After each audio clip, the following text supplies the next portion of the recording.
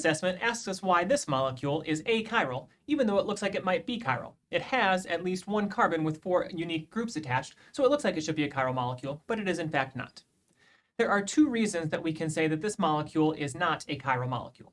The first is that this molecule has a plane of symmetry, and any molecule that has a plane of symmetry, or can be rotated into having a plane of symmetry, is an achiral molecule.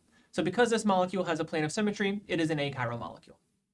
The other way we can prove this is if we draw the mirror image of this molecule. If we reflect this molecule in a mirror, we end up with a very similar looking molecule. It has a double bond, and the hydrogen is mirrored over, and the bromine is mirrored over, and the same thing on the bottom. If we draw the mirror image of this molecule, and we take this second molecule and we rotate it in the plane of the screen like a steering wheel,